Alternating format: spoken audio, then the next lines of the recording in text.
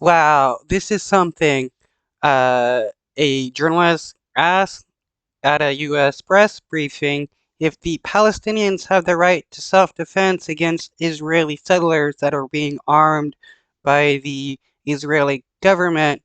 And all the dude can say is that the Israeli government has the right to self-defense against terrorists. And Palestinians don't have that right to self-defense against terrorists killing them in the West Bank. And FYI, Hamas does not control the West Bank. Lastly, now you said you want to make sure, or the administration wants to make sure that October 7 could never be repeated again because it falls under Israel's right to defend itself and all that stuff. Now, we know that it's been reported in the last couple of days that the Israelis have distributed something like 100,000 pieces of small arms to settlers, around settlers, to basically defend themselves. My question to you. We can't forget that the settlers in the West Bank are considered illegal, as well as the settlements, since it's illegal under international law to create settlements in an occupied territory.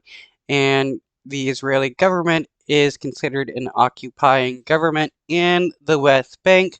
So, under international law, their settlements in the settlers are illegal.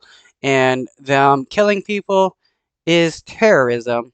So, the Israeli government supports and arms terrorists. Do Palestinians have the right to defend themselves? And in what form should the Palestinians defend themselves? Let me just say two things, Said. When we talk about Israel having the right to defend itself and Israel having the right to security, what we're talking about is defending itself from terrorist groups like Hamas and Palestinian Islamic Jihad. When it comes to Okay, but that doesn't answer the question as to do the Palestinians have the right to defend themselves against Israeli settlers killing them? Uh, the people in the West Bank aren't Hamas, so his answer means nothing. the expansions of settlements and activities from settlers, which we find insightful, dangerous, reckless. We have not parsed our words. I recall just a number of weeks ago in which the secretary spoke quite clearly about our viewpoint that we find the expansion of settlements to be inconsistent with international law. We believe that these kinds. So, do you believe that the Palestinians have the right to self-defense against the terrorist settlers killing them and taking their land? That is the question here. Uh, you admit that the settlers and the expansion causes incitement, but do you believe that these people have the right to self-defense? That is the question here. And the answer is yes, these people have the right to defend themselves against terrorists.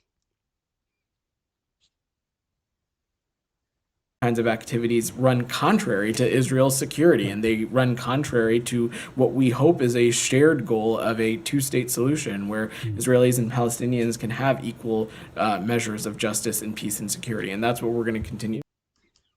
And lastly, Oops. Though if the United States truly believe that, then they would be against the Israeli government arming and Israeli settlers in the West Bank, killing people and taking their land. But so far, the United States has said nothing about it.